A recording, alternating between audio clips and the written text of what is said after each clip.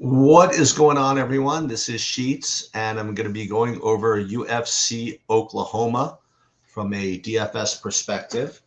Um, we are actually going to be joined by Hatered Guru, founder, CEO, genius, legend, multichem, James McCool, with a very rare appearance in the UFC, MMA, DFS content streets. You haven't really ever. I wanted to ask him what Hader has done with respect to trying to figure this stuff out as well, because it wasn't something that Hader did until pretty recently, and we're gonna get some advice from him and see what we can't figure out.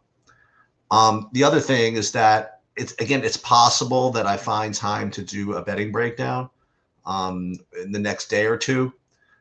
It is not the greatest with respect to being contrarian this week, just because there's not incredible consensus coming in on any few fighters. There are a few spots though. I will if I do a video, I'll go through them, or maybe I'll bring them up as we go along in this breakdown. So all of this is my way of stalling for James to get here, only because, again, I never start late. I never start even 15 seconds late. So when anybody's 30 seconds late, they get left behind. So I guess what I am going to start off with is the overall view of the slate. And it's an important thing to do every single week because you need to know how to approach it. In other words, if you're playing the lottery, which I presume all of us do, I mean, I know I do, you have to know how many chances you're going to have to take, or what type of chances you're going to have to take, how kooky you're going to have to be, how much, nonsense you're going to have to engage in to be competitive for the big prizes. That's really what we're looking to do here. So we have this little checklist of things that we think about in terms of the slate to determine what type of GPP slate it is. Is it one where you can just make the best plays, or is it one where you have to be a kooky brain? We could do either, but we have to know what we're up to. So first consideration is how many fights there are on the slate. And that being 12 this week, it could have been 11 really, but they added a fight, which we're going to talk about, to make it 12. But even at 12, it's pretty light. I mean, I really like 13 as kind of like my baseline of when you have to start, when you can start making normal plays in the lottery. So when you're at 12, you're already in kind of fishy territory. I mean, 11 would have been ridiculous, but in 12, you're already in fishy territory. So already we're talking about a card where it's probably a C. Now, when I say a C, I mean with respect to just being able to make good plays. It still could be a good card, but DFS-wise, but you're going to have to just be kind of funkier. Now, the next consideration is there a fight or fights or is there a fighter which is just a lock? In other words, is there a guy who, for whatever reason, either line movement or a new salary for a replacement fighter, has become kind of unfadeable? And that would actually be very, very negative from a GPP perspective. And the answer this week is no. Asterisk. Like, there's one we're going to talk about, which is kind of weird. Like, one guy's taking a ton of money. It's not at the point where it's you're getting like a $7,400 fighter who's like a 3-1 favorite, which happens sometimes. But we're going to talk about that. So we're good there. The next consideration is there a fight which can't be faded. Now that is kind of like 1A, 1B. So usually what that is asking is the main event unfadable. Okay. And with respect to that, when we get to it, we'll get to it. I would say that the main event, while it's not unfadable, it's rough. It's going to be rough to fade it. We'll get there when we get there, but I mean, if Usman wins, you're not keeping him out of the optimal. If Duplessis wins, you got a shot. Okay, like there are variations where Duplessis wins and is not optimal. So I guess, yeah, you could fade it. It's not easy, but you could. So that's sort of positive. But the other thing is there a fight besides that, which is kind of unfadeable? And the way I look at that is I kind of think about it in terms of the it's like, is it a Terrence McKinney fight? Like, is it a fight where you have two guys around 8,200 or 8K where you don't know who's going to win, but whoever it is just going to smash?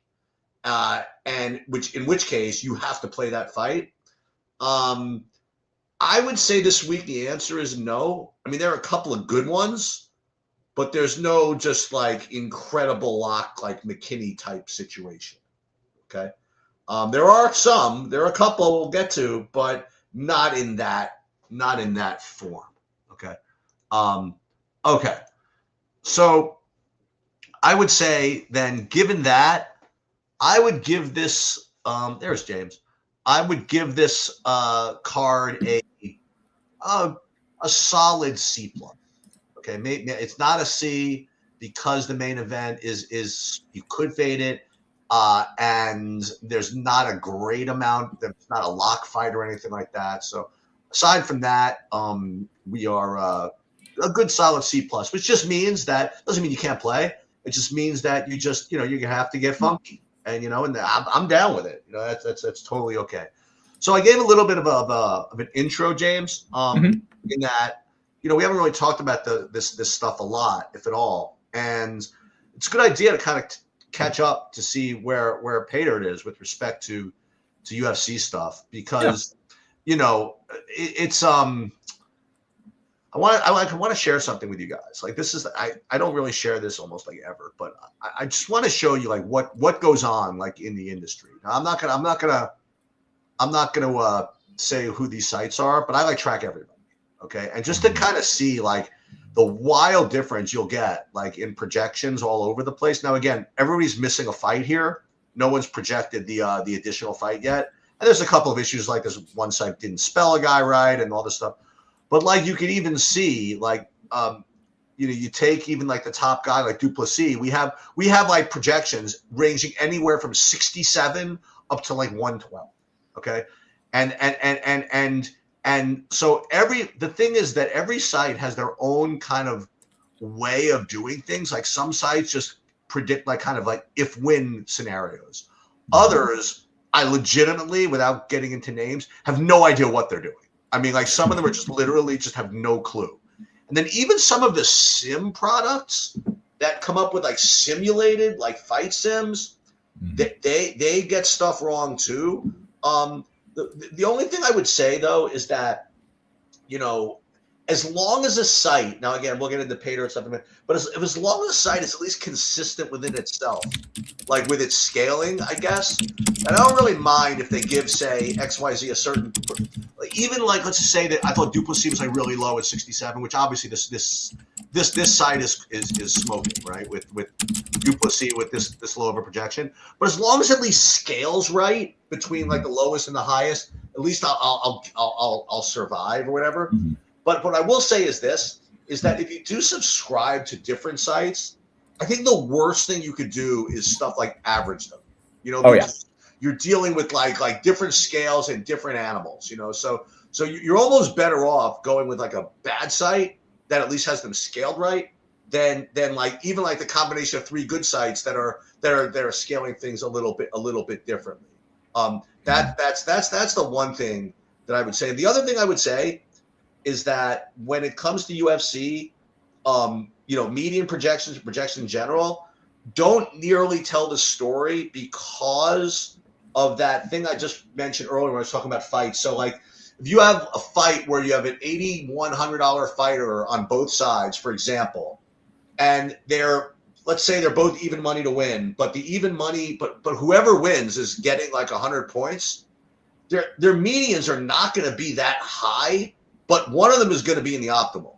You know what I mean? So in a way, you have to be a decent hand builder, sort of, and you have to be able to tweak this stuff, and you have to be able to deal with this. And even like, and I'll use SaberSim straight up as an example. SaberSim and Sims, all the sim products, they have not figured that out yet. Okay, they and this is a very important thing. Like if you just literally run like SaberSim, for example, and just run what they tell you, that whatever, you're not going to get enough of those key fights. You just never are.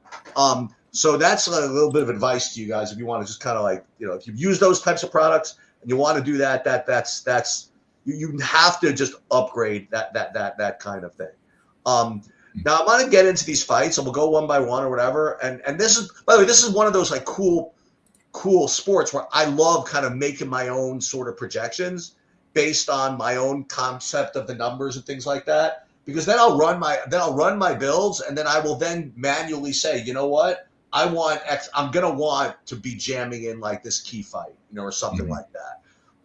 Why don't before we talk about the fights, talk about some of the work that you've done, like with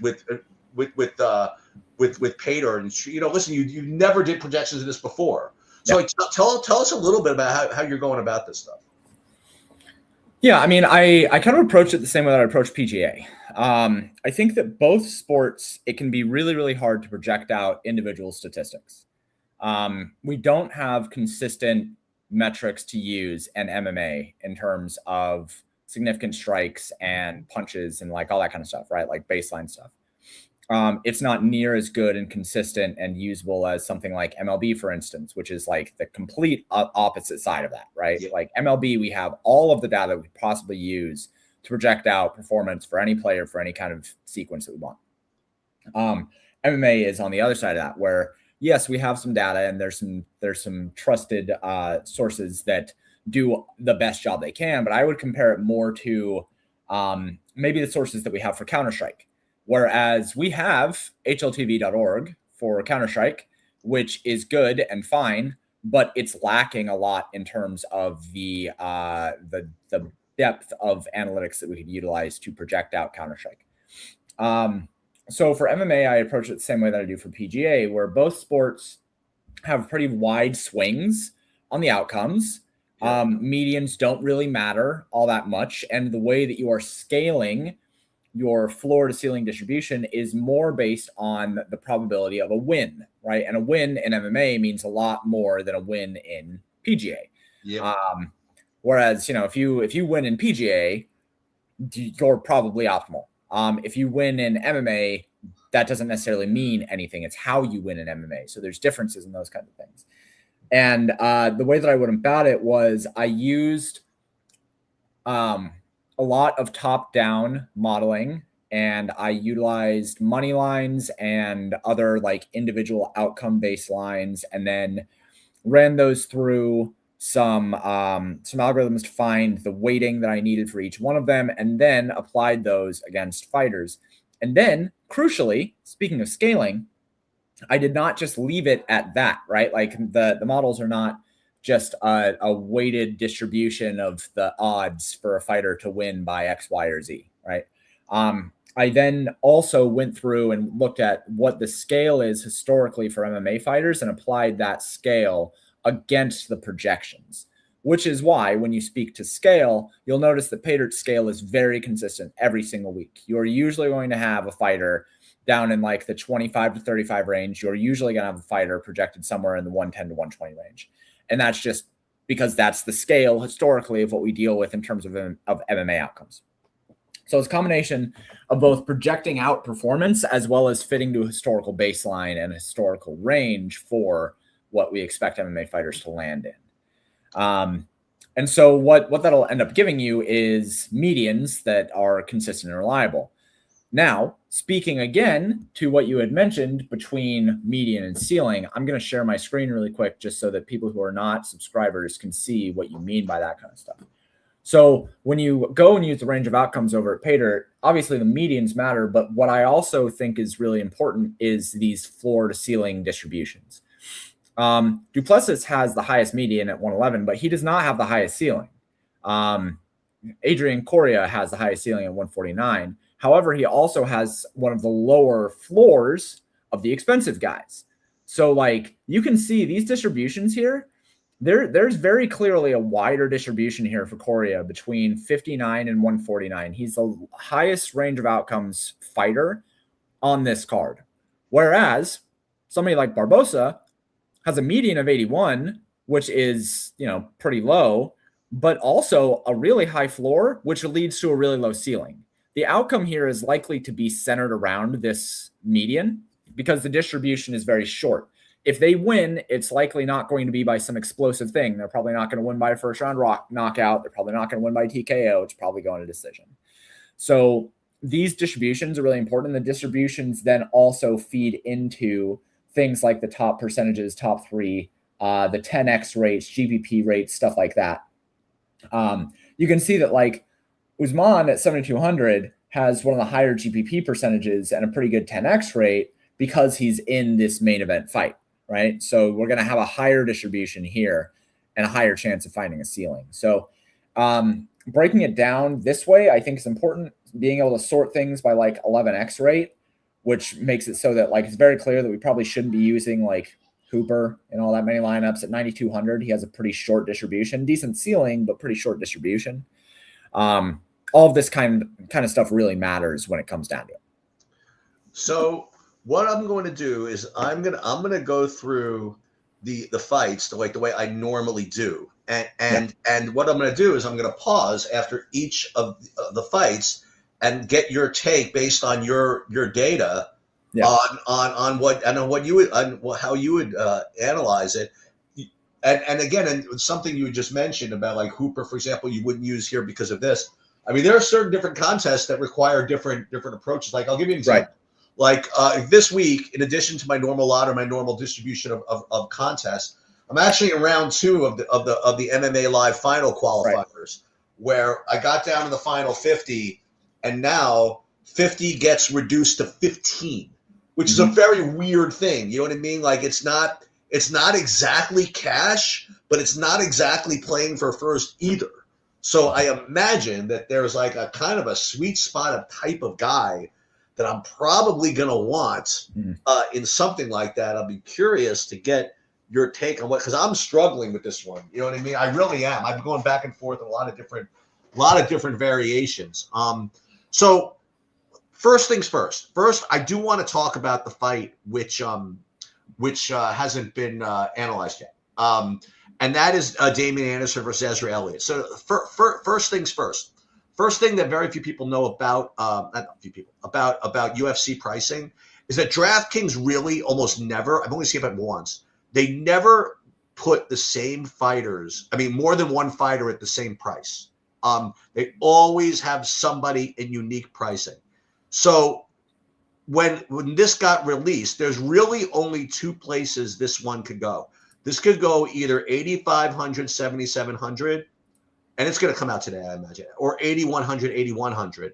And because of the money line, it's pretty clear to me it's going to be 8,500, 7,700. So everybody be on the lookout for that, right? So the other thing that we don't have yet is any real prop, with the exception of this over under 1.5, which is actually pretty aggressive. Like this is an over under 1.5 at like almost a pick 'em, is a very, very aggressive, like the fight could finish type of thing. Plus, considering that both of these guys are grapplers and they can get points that way, this right out of the gate is going to be a pretty cool, important fight to target, because the metrics are, number one, the metrics are going to look good. Number 2, you're going to get good grappling upside, which is going to not really factor into the match. And number 3, because the fight hasn't been announced till now, it hasn't been analyzed. So it could get ignored a little bit that way. So you haven't said anything about, we're not going to even talk about, I'm just telling you guys in advance that this fight is probably going to be pretty good. All right, so let's start with Anna Crutchfield versus Deanne Barbosa. So again, the way I like to look at these again is first we start with the pricing. So you have Barbosa being 9,400. Well, actually, what's the fight? It's so funny. They have a different fight orders here. No, they have it right. So Barbosa's 9,400. So for me, usually 9,400 for that to be a good play. 9,400 is a lot. I mean, you usually need to have an inside the distance line of -110 at least, plus like some grappling upside. Okay, you can't really just get away with either. Or maybe an inside the distance line of -160. So for her to be a quote unquote good play 9,400, she's got to have an inside the distance line of -110 plus grappling upside. And according to the metrics, it's actually pretty close. Like her inside the distance line, if you look here, it's it is -110, which is pretty close. And she does have submissions. So she does have grappling upside. And the opponent, Melisano, she actually just came off of getting subbed in the Contender Series. So right out of the gate, I think that Barbosa is going to be very, very strong play. Now, she could, if you go through other fighters, she might get eclipsed. But right now, I think that Barbosa is going to look like a very, very strong play.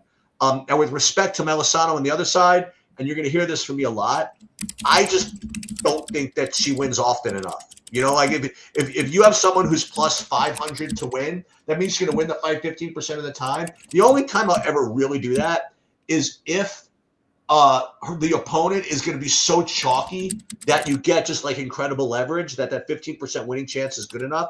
Aside from that, for me, I think Barbosa actually looks like a really good play in the way I look at things, and probably not going to get to too much Anna. What are your models? What are you seeing in this with this one? So it's hard with somebody like Barbosa. A high price means that I really want to look for, the model really wants to look for inside the distance. And while her odds are decent, historically she has not been incredible in terms of high upside. And when we look at the odds that are being offered up on her, the money line is fine, the draw is low. Average wins are high. The inside the distance at 112 is fine. Like, I just don't see a huge ceiling here. The models see her as a good floor play. Floor of 71 is strong. Like I showed in the model, she's one of the fighters that has the strongest floor, just a relatively low ceiling. So sticking to what you had said before about you being in this next round of the MMA Live final, like, she seems like a decent play for a contest like that. Right? Like, she's probably not going to kill you one way or another, but she also likely won't be the reason why you win. I think she's probably a better cash game play than someone like Coria, like I had said, who has a much wider range of outcomes, but I wouldn't be looking to use her over the field by any means in larger contests or the lotto. I couldn't agree with that more. And I thought about that specifically for this particular contest. Mm-hmm. And I'm kind of down with that. Yeah. So I agree. We'll come to a consensus. I think she's a good play. She's going to win the fight 60. She's -600. You know what I mean? So she's a good floor play. Remember, in 11 fights, it's hard to get too much. Right. So I kind of agree. All right, let's move on to this next one. This is Hines versus RJ Harris, and these are heavyweights. And we look at the inside the distance line here. Well, first let's take a look at the pricing. You have 8,400 versus 7,800, and this is going to be a very, very good fight with respect to metrics. So let's take a look. Not great, but I think really good.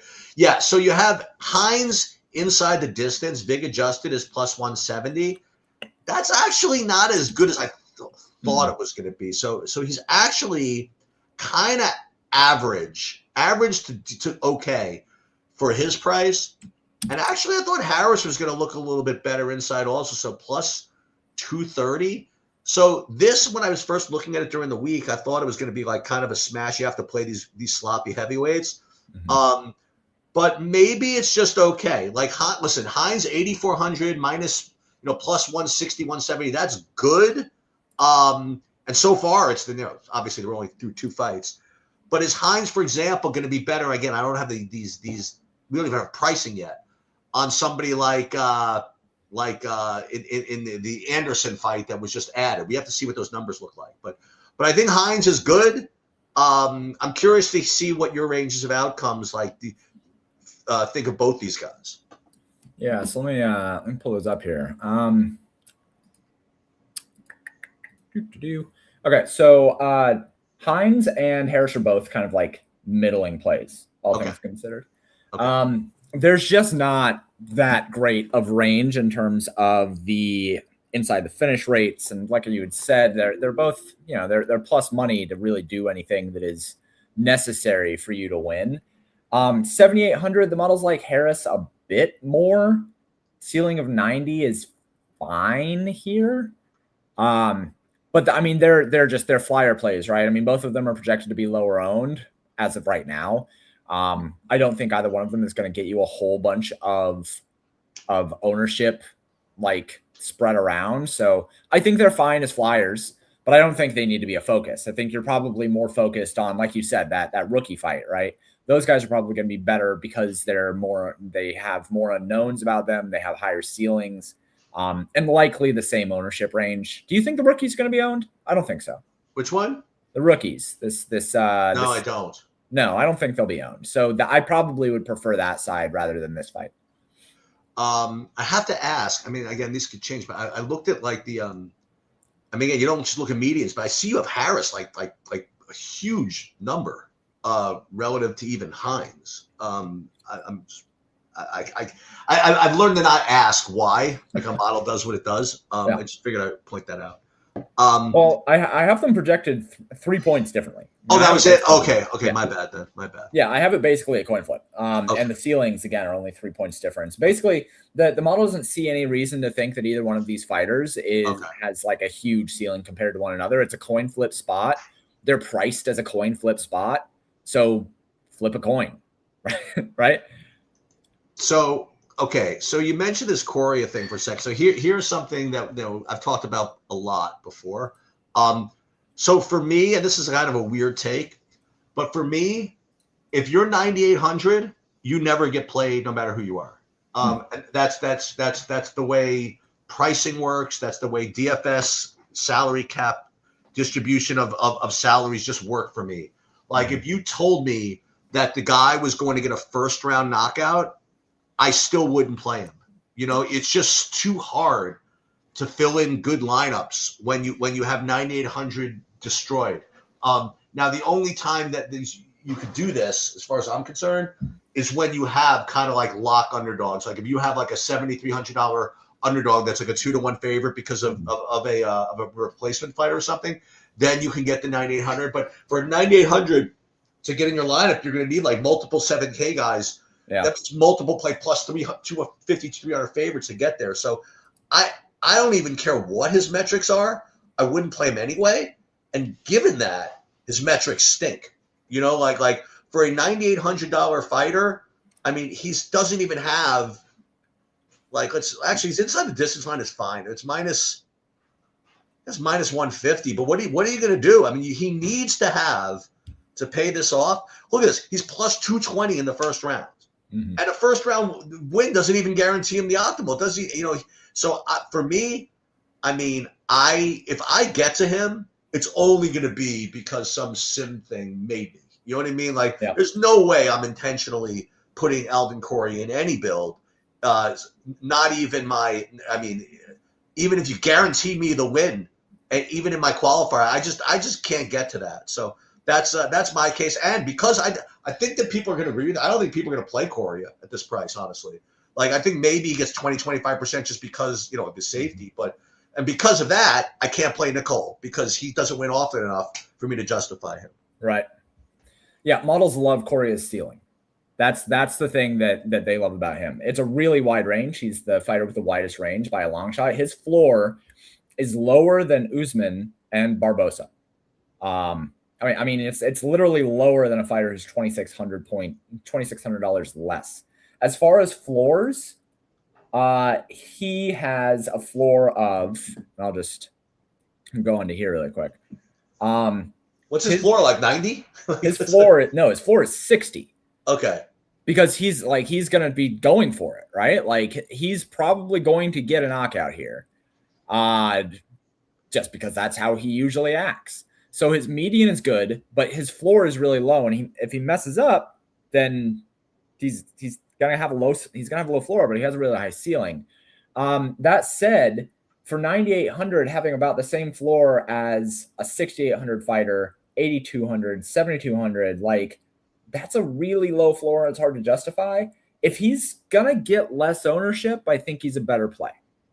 Like if he's on the wrong side of 20%, like lower than 20%, I think he's a good play. But that'll be a card slip thing because right now I have him projected 20 to 25%. So I think he's going to be about correctly owned. He is not a play for you in the MMA live fund. No. You don't touch him. Felipe Franco versus Levy Rodriguez. So the big narrative here is that Levy Rodriguez, he's coming off of he got popped for drugs or whatever it is, and both these guys had this weird MMA thing. They both fought the same guy. Neither of them were particularly good. But let's just take a look at the metrics here. So it's 8,600 versus 7,600. So if I'm going to want to play Rodriguez just on the metrics, you usually need to have, again, about a plus 150, 160 inside the distance line to make it worth it. And him inside the distance is minus 115, which is extraordinarily strong. So he is going to show up as a very, very good play here. Yes. Now, with that said, because he's going to show up as a good play, probably going to get owned. That's just the way it goes. Mm-hmm. And as a result, you really have to consider Franco in GPPs. And part of it is because his style is pretty grappling heavy. So if in fact he does get the win, he's probably going to score extremely well. So I like both sides of this fight. Rodriguez is obviously a very, very elite play here. I'd like to play him if I could in my qualifier. I also might end up having to play Franco in my qualifier. I don't know. I have to really think about it. What are you seeing as far as your numbers here? Rodriguez looks like a good play. Relatively low ceiling or relatively low floor, but pretty good median. Projects for about 87. Franco is lower just because he's on the wrong side of that fight. Yeah. But I think that when it comes to ownership, Franco should be 5 to 10% owned. I don't think he's going to have much ownership, so he's a good flyer. Like you had mentioned, the odds are really, really nice for Rodriguez. He's sitting there kind of between Hooper and Delgado. So I think he's appropriately priced. He has a good ceiling. He's appropriately priced. I think he's fine. This next fight, I'm very curious to see where your models come in on this one, because I mean, as far as just straight up analysis, what you have here is Xiang Heko, who's really shown out in the last couple of fights, and also his contenders fight too, as he's shown out as a very, very, very good grappler, and just a very good high IQ fighter. He doesn't really go for huge scores, but he's very well within himself, and he seems like a very, very safe type option here. I mean, he's minus 200. He's going to be going for takedowns. You know, he's the exact type of guy that you want to play if you can in kind of low risk stuff. The other guy's a little bit more of a, I don't say leverage play, whatever it is, but a little bit, listen, he's plus 170. Doesn't really have too much upside, at least on my numbers.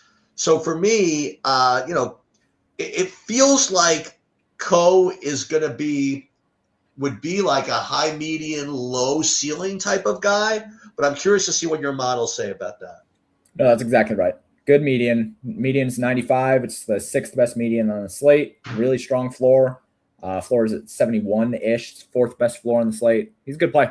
I think especially for the price, 8,800 is kind of a sweet spot when we consider building from MMA. You want somebody around that 9K range to be your flyer, to be your sweeper. So I will also say that JPL, I'm not even going to try to pronounce his name, but his me neither. Don't worry about it.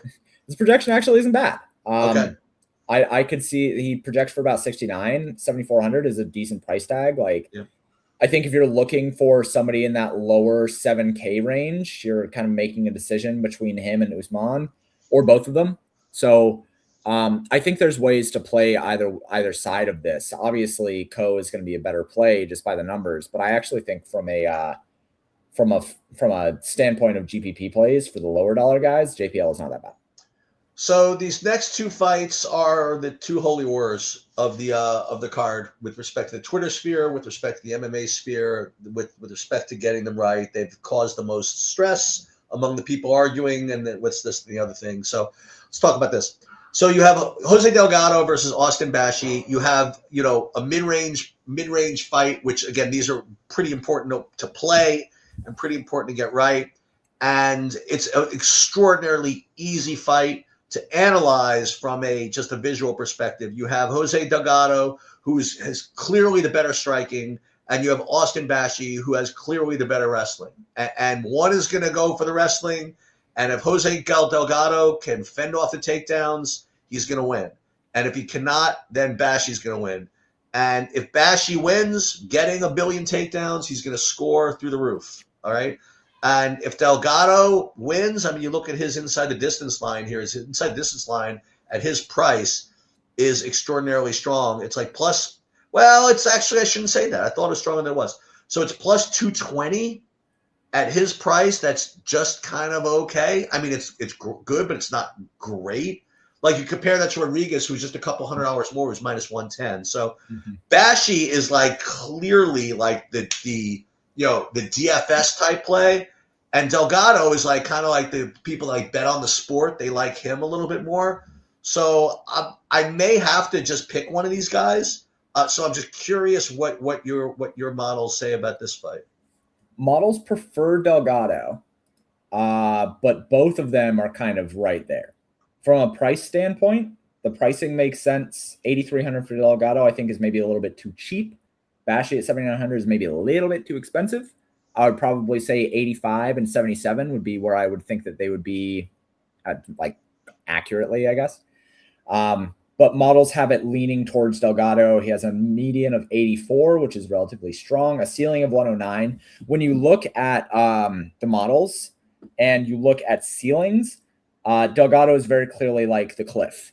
So these are all the guys that have like good ceilings, and Delgado is the last guy before you really drop down in terms of the ceilings.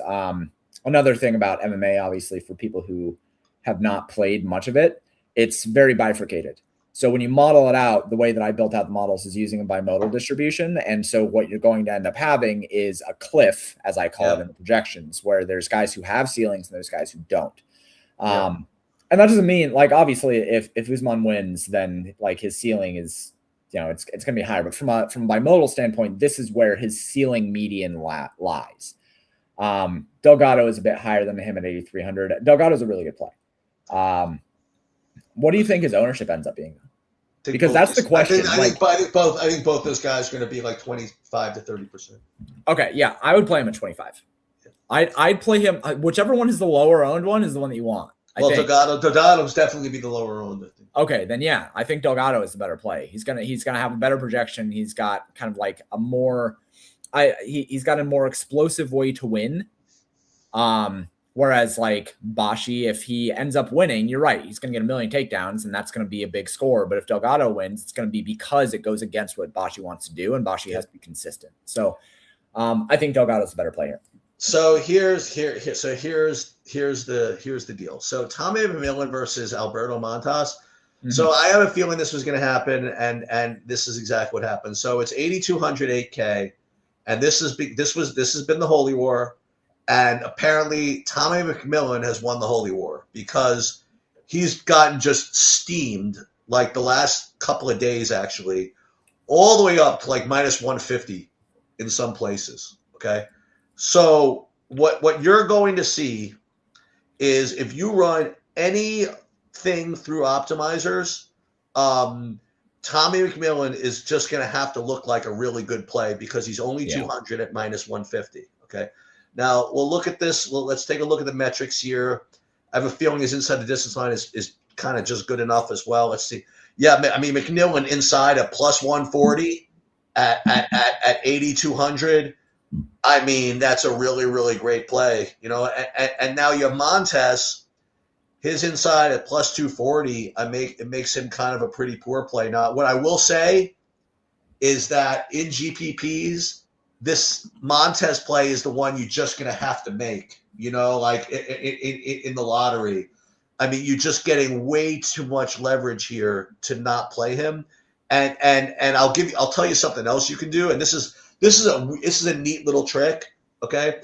Like if you're on a 12 fight card and you need to get different, without getting too different, again, this is going to be pretty cool, is you do all of your builds. Okay. Just build whatever you want. And then what you do is any lineup that you have with Tommy McMillan, you swap that to Montez. Okay. And the reason for that is that if someone has 8,200 available to play and all they have left is McMillan and Montez, right, the optimizers are going to jam McMillan, just the way it goes.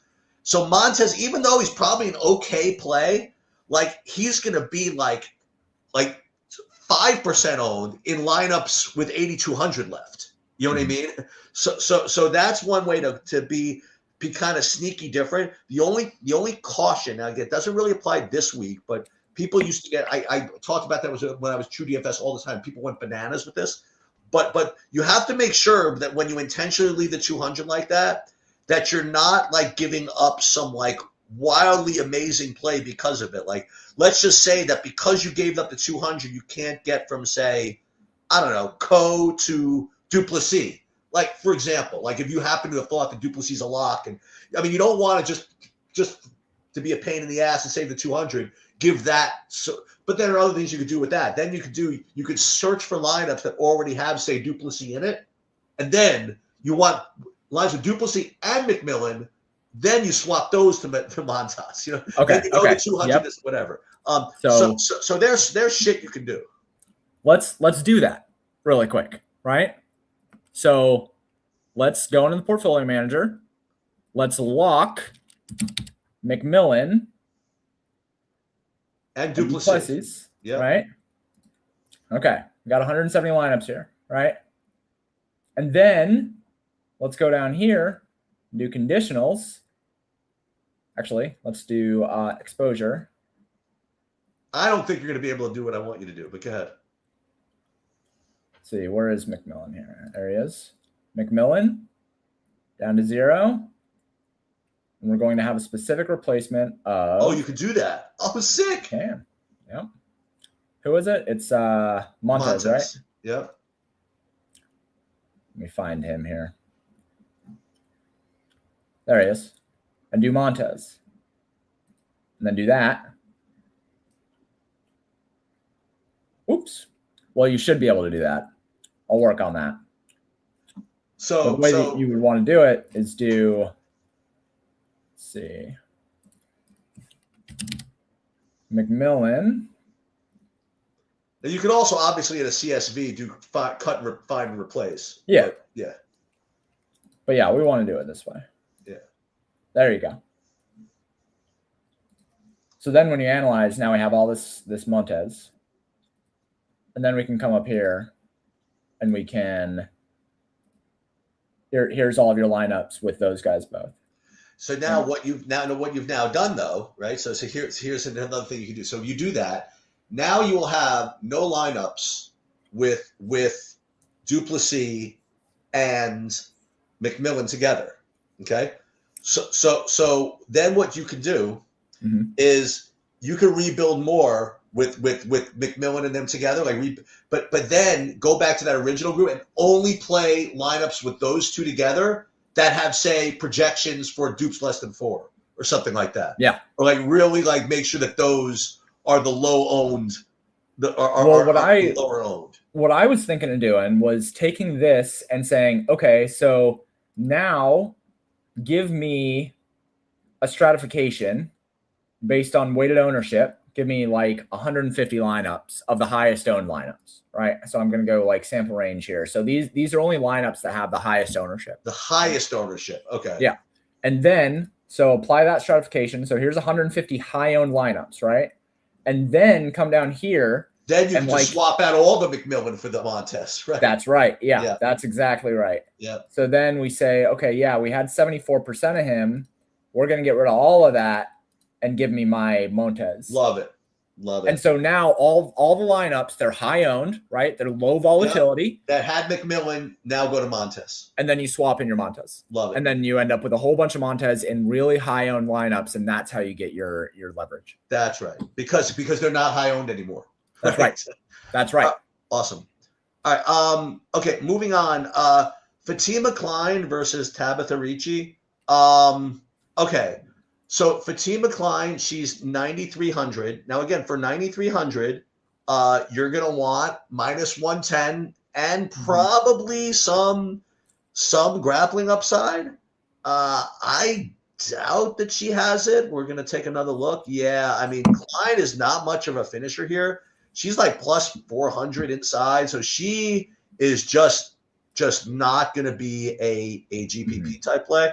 And because of that, Ricci probably is not great leverage, and that she only wins the fight, 20% of the time. That's not going to be kind of good enough.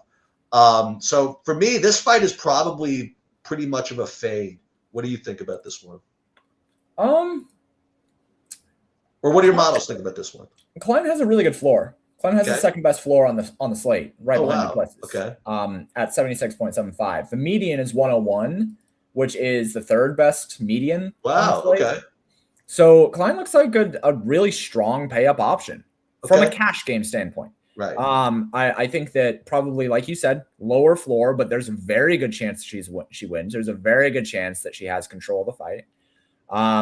So strong floor play. Well, let me ask you this. I mean, like, if it comes down to, we'll get to there, but if it comes down to me needing $300, would you think I could swap Barbosa for Klein? Oh yeah. You think so? 100%. Okay. Yeah. That's big. That'll be big, actually. Yeah. I mean, Klein has a better median and a better floor. Like, I would heavily lean Klein. Well, let's just see what this is going to look like here. Let's put this in here. We'll come back to this in a minute. Also, I know the mistake that I made in the portfolio manager when I was doing that swap. Oh, you can retake over if you want. Yeah.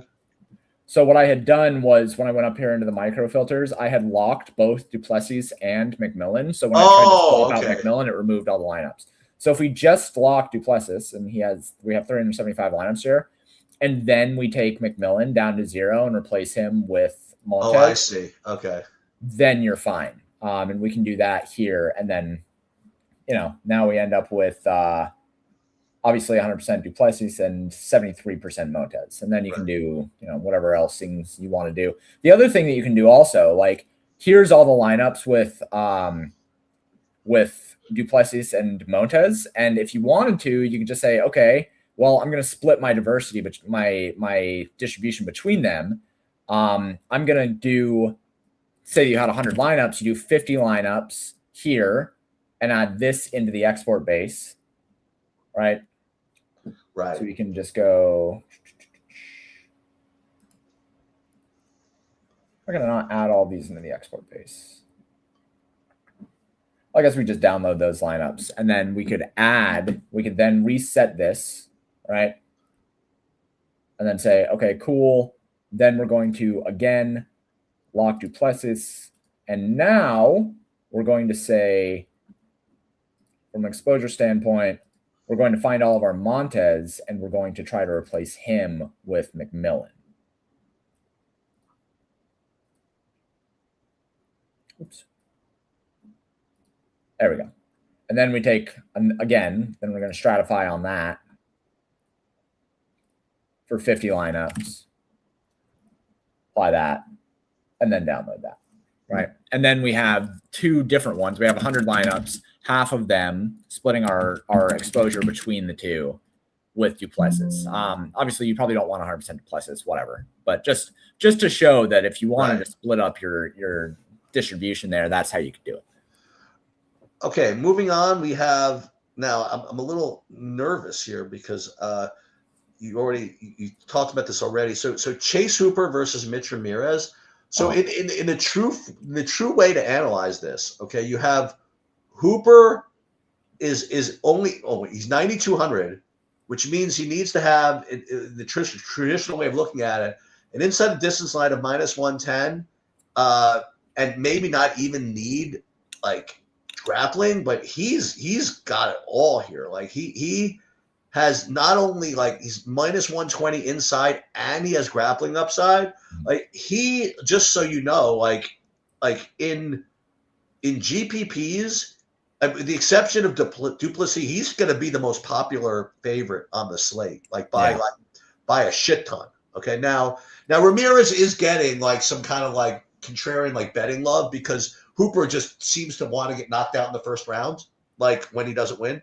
So I think Ramirez is kind of a very obvious, in a way, like GPP play in lotteries or something like that. I don't know if I could do somebody like Ramirez in my qualifier or whatever, because it's just too likely he gets 0 points, whatever, or it gets wrapped up early. But so you were mentioning that Hooper, the way you're looking at it, shouldn't be played, but is weaker than some of these others. And explain to me why that is. So his floor is weaker. His ceiling is fourth best on the slate. Right. Okay. Like, he's still fine. When you look at the projections for all of these guys, I have this sorted by ceiling right now. Okay. Hooper is still fine. It's just that his floor is so low. He's right there with Correa. Correa obviously more expensive, $600 more expensive, but both of those guys have just a really wide range of outcomes. I really like Ramirez as a GPP play at $7K. Yep. That's a really, really strong option when you're considering such a wide distribution here. The same thing with Nickel. Both of them project very badly, but for 6,400, if you're not playing Correa, I don't see any reason why you wouldn't take a flyer on Stuart. Nickel, however the fuck you pronounce it. Like either one of these guys. Also, I was going to note that since you currently in your lineup do not have Barbosa, it would make sense to take a flyer on Melisano at 6,800. That would give you 50K on your lineup instead of plugging in Hooper. So, I think Hooper is fine in larger field stuff, but I'm not going to play him in small field. I'm not going to play him in anything that is sensitive to such a wide range of outcomes fighter. Well, if you're gonna give me authority to play Melisano, then I think he's fine. Then we're in business, because we'll get there.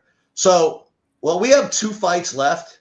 Duncan Cannonier and Duplessis Usman, and we're gonna get to this, but both these underdogs could slide into this lineup.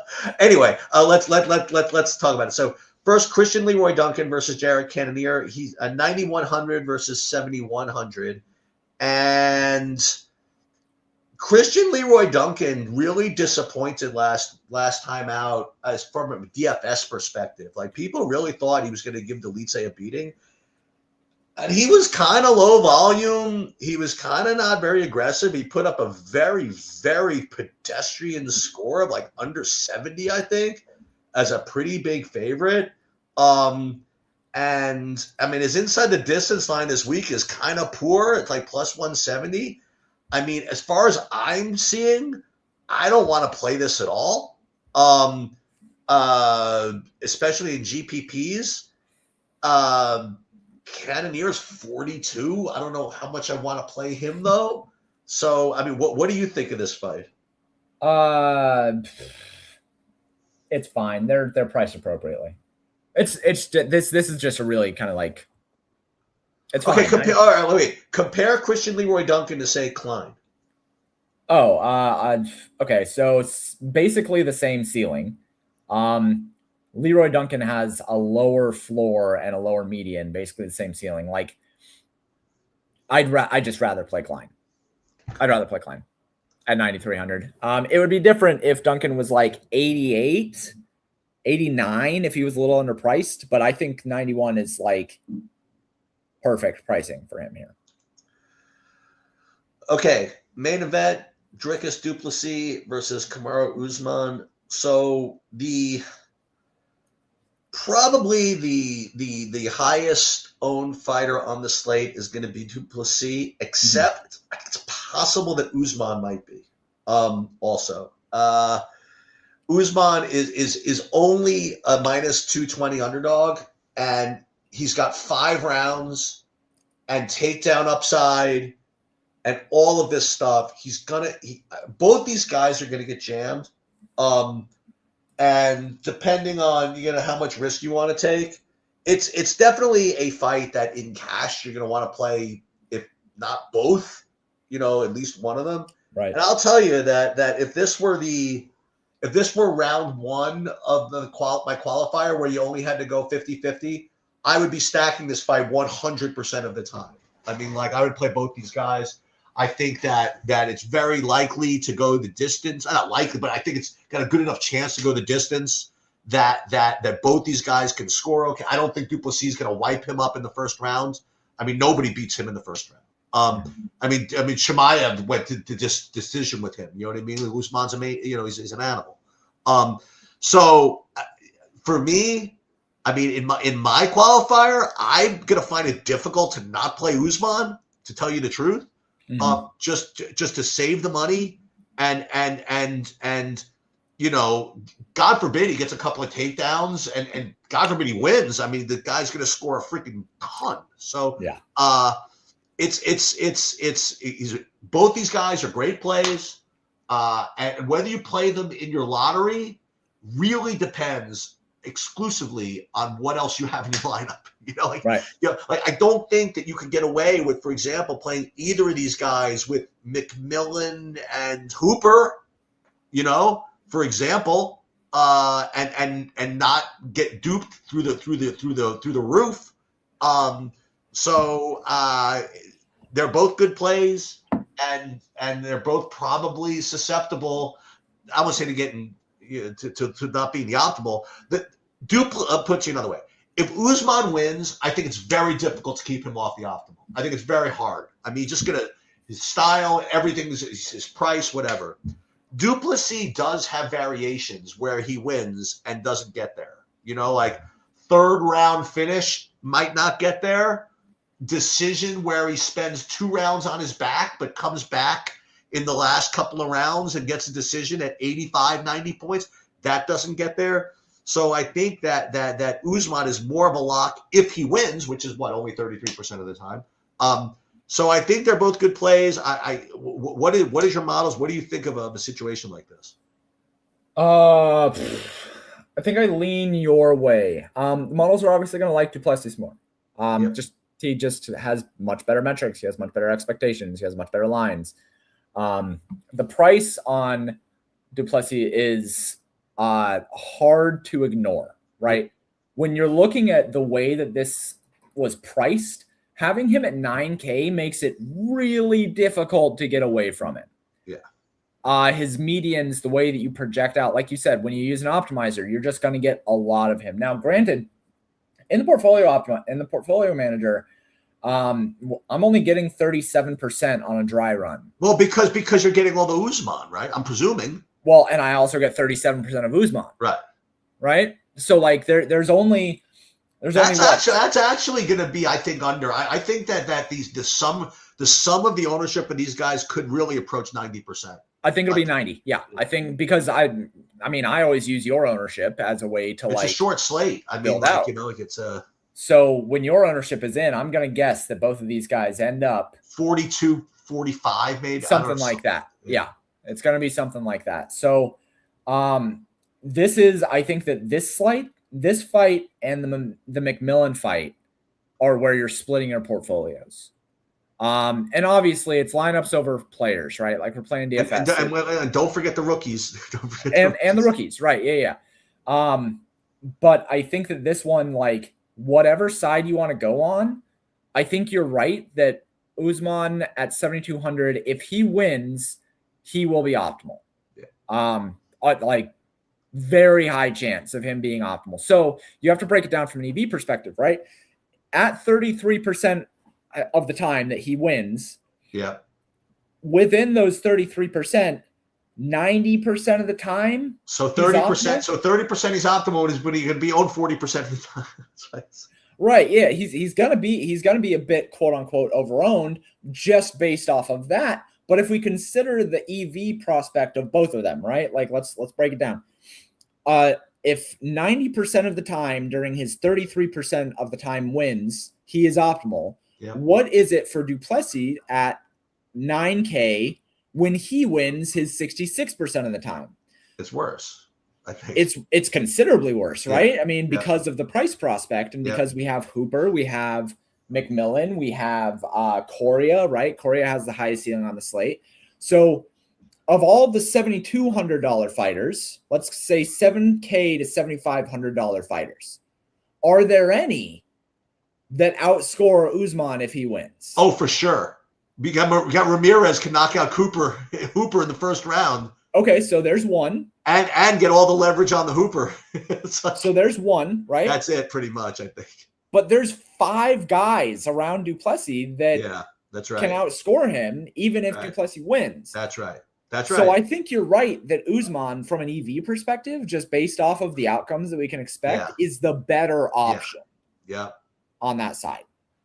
That's how I break it down. So I mean, boy, God forbid, like Barbosa slips on a banana peel and Melisano like gets a win here. Like this lineup, I'm home pretty much. Yeah, you're printing with that. That's a lineup right there. Right, but I have to think about what I want to do with these rookies when the prices come out. I want to follow that a little bit. And I'll tell you this. I think the two best plays. Give me everything you said. I think the two best plays in GPPs. I think it's not even close. I think it's Montez and I think it's Ramirez. I think you forget the main event for a second. You take the opponent of the next two highest owned guys on the slate, which are going to be Hooper and McMillan. I think. Yeah. Just because I mean the steam is like pretty high. I mean, bro, I'm getting 50% of the portfolio manager for McMillan. Yeah, like a lot. So I think that you could screw around, and I'll tell you. You want to hear something? Okay, so you really want to go kooky? How about this? You do something similar. You find all of your lineups with check this out. Find all of your lineups with Usman, and you swap those to Ramirez. That's like, and how about this? What if you swap Hooper Usman lineups to Duplessis Ramirez lineups? Okay. You know, right. So what are we doing here? Let's do it in portfolio manager. What are we doing? All right. So let's find lineups with. So again, you can't. Let's find lineups with. So we're gonna find lineups with Usman. And find one with Usman that do not have Ramirez, right? Because we have to make sure they don't have him already, right? Okay. Usman does not have Ramirez. Okay. And then they also can't have Hooper. Okay. Because we're gonna swap to Ramirez. So lineups with Usman, but with no Ramirez and no Hooper, and we'll swap those to Ramirez. Let's see what those look like. So, and this is Usman to Ramirez, right? Yeah. All right. Usman, we're going to remove him out for Ramirez. There he is. Oh, wait. That's right. I did the same thing I did last time. I know how to do this. All right. So we are going to lock Usman. We're going to remove Ramirez and Hooper, right? And then swap Ramirez for Usman. Right. So we're going to save that as an Usman swap. And then we're going to load it. There we go. Yeah, that's how we do it. And then we're going to find Usman. We're going to take him out. We're going to replace him with Ramirez. There we go. Okay. So then how many of those lineups do we want here? I mean, they're all going to be 1% owned. So, and they're all going to have incredible leverage. Take as many as your risk tolerance will stomach. You know what I mean? Like whatever. Okay. Let's just do 25 for now. Okay. Yeah. And then we'll select all of them and we'll add those to the export base, right? Yeah. So then we have all these and we'll just analyze those. So obviously 100% Ramirez, 52% Delgado, 52% Duncan. Whatever. Would you then on this one, if you're swapping out Usman, do you want to swap in Duplessis for one of these guys? You can if you want to. I mean, fuck it. Yeah, so let's then in this. Well, which you could have done also, like I said before, if you want to make it even cleaner, you could just swap all the combination of Hooper Usman for Duplessis. Yeah. What's the name? Now you're saving, like, now you're leaving 400 on the table. Okay, so we want to try to get in this set 100% Duplessis, and we're just not going to care about what we get there. Yep. And that one was here. All right, there we go. So then we have 48% Delgado, 44% McMillan, and all of these lineups, right, with Duplessis. And this is the way you get like a chalky McMillan in a non-chalky lineup. Yeah, exactly. Yeah. Yeah, and you still have all of the safety from Duplessis, and you get the direct leverage against people who are playing Usman by locking in Duplessis, and you get Mitch Ramirez against you. Like these are good GPP lineups. Exactly. And to put a bow on the selling here, you were able to do this all with portfolio manager. Yeah, you are. Everything that we just talked about, I showed that you can do it over here. And I will tell you something else, and I'm gonna not to show or whatever. You cannot do this with anything else. Let's go. You cannot. Go. Well, you can do it yourself with the CSV and AI, but you can't do it on any site. I promise. Yeah. Well, there you go. All right. Well, that's pretty much all. This ended up being literally light years better than I thought it was going to be. That's it. Any questions about anything that we just said? Put it in the Discord, and I strongly encourage everybody to join Pay Dirt that's not already a member. Yeah. To learn how to do things that pretty much nobody else in the industry is doing, which by itself gives you a good edge. All right. See you later, my man. Take it easy. So, bye.